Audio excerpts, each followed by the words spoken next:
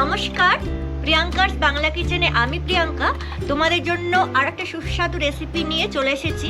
কি রেসিপি সেটা জানতে হলে কি করতে হবে? হ্যাঁ, আমার সাথে সরাসরি কিচেনে যেতে হবে। তাহলে চলো বেশি বকবক না করে সরাসরি কিচেনে যাওয়া যাক। আজকে আমি তোমাদের সাথে শেয়ার করব চিকেনের একটা রেসিপিটার নাম হলো চিকেন কান্তি। এই চিকেন কান্তি করার জন্য প্রথমেই দেখো আমি একটা মশলা তৈরি করে নিয়েছি। এখানে আছে গোটা গরম মশলা মানে লবঙ্গ, দারচিনি, এলাচ, গোলমরিচ, মৌরি, তেজপাতা আর একটা স্টার ফুল। আর নিয়েছি আমি শুকনো লঙ্কা। এখানে শুকনো লঙ্কা 5 থেকে 6টা আছে। আমি এর বীজগুলোকে কিন্তু ছাড়িয়ে নিয়েছি। তোমরা কিন্তু বীজগুলো অবশ্যই ছাড়িয়ে নেবে, নইলে কিন্তু ঝাল হয়ে যাবে। আর তোমাদের কাছে যদি কাশ্মীরি রেড চিলি থাকে তাহলে কিন্তু তোমরা সেটাও নিতে পারো। তাহলে চলো দেখে নেওয়া যাক এই রেসিপির নেক্সট স্টেপটা, আর কি কি উপকরণ লাগছে সেটাও আমরা দেখে নিই। এই মশলাটাকে কিন্তু আমি ডাইরেক্ট করে মিক্সিতে গুঁড়ো করে নিয়েছিলাম। গ্যাসে আমি একটা ননস্টিকের প্যান বসিয়ে নিয়েছি। এর মধ্যে এবারে সর্ষের তেল দিয়ে দেব। তোমরা সাদা তেলেও করতে পারো, আমি সর্ষের তেল দিলাম। আর এর মধ্যে তোমরা ঘি অ্যাড করবে। ঘি দিলে এই রেসিপিটার টেস্টটা কিন্তু আরো বাড়ে। আমি এখানে ঘি দিচ্ছি না। ঘিটা এই তেলের সাথেই দিয়ে দেবে তোমরা যদি ঘি দাও।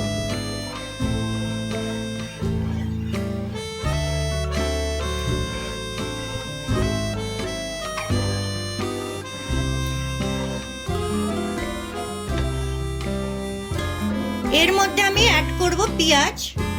এখানে 2টো বড় পেঁয়াজ আছে।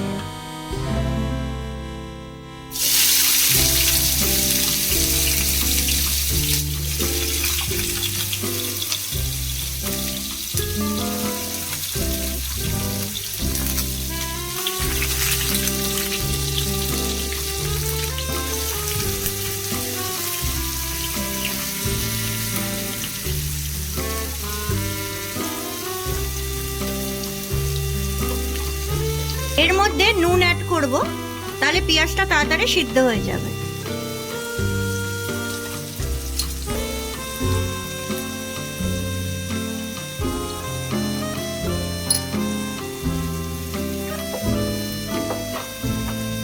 সিদ্ধ মানে আর কি নরম হয়ে যাবে।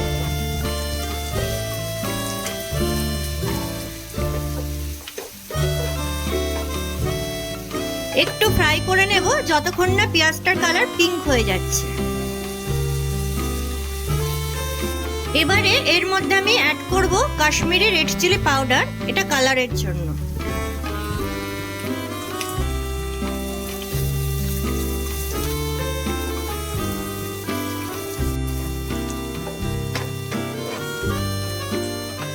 এবারে এর মধ্যে অ্যাড করব আদা রসুনের পেস্ট।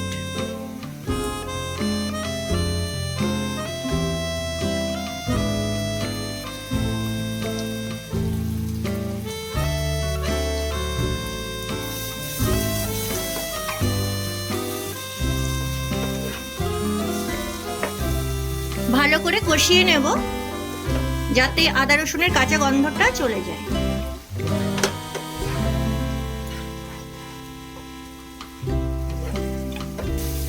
মশলা থেকে তেল ছেড়ে দিয়েছে। এবারে চিকেনগুলোকে আমি দিয়ে দেব।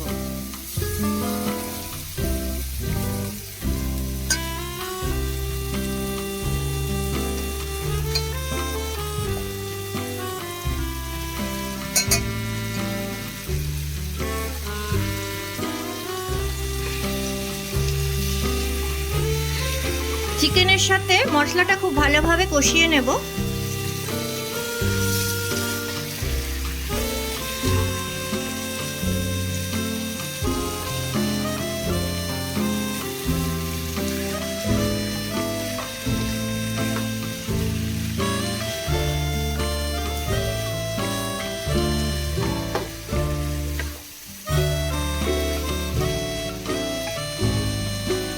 এবারে 10 মিনিট আমি এটাকে ঢেকে দেব আর গ্যাসটাকে একদম লো করে দেব। ঢাকাটা এবারে খুলে দেব।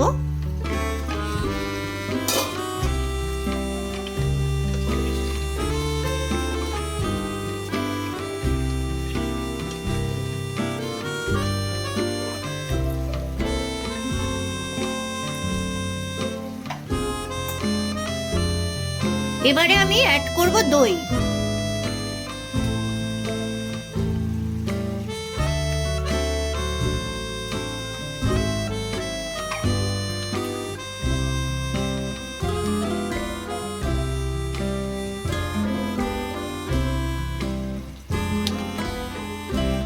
বেশ কিছুটা দই অ্যাড করে দিলাম।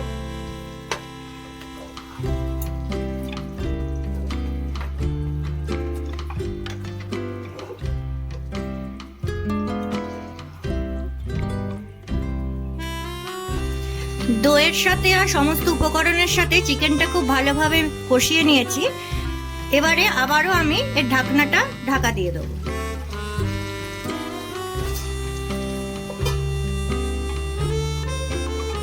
চলো দেখে নেওয়া যাক চিকেনটার অবস্থাটা কিরকম।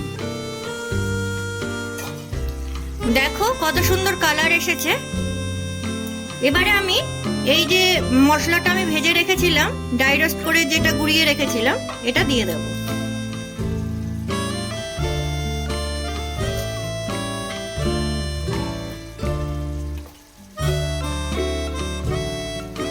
ভালোভাবে আবারও মিশিয়ে নেব।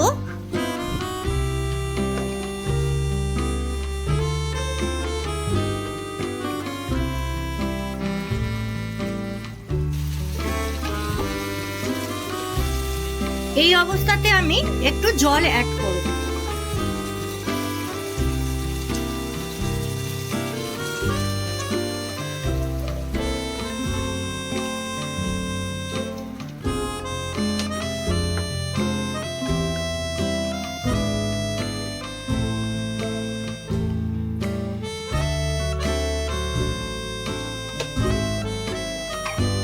এবারে চিকেনটাকে ঢেকে দেব সিদ্ধ হওয়া পর্যন্ত।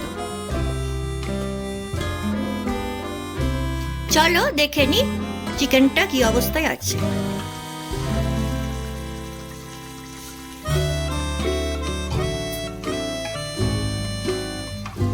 দেখতেই পাচ্ছ কত সুন্দর হয়েছে কালারটা।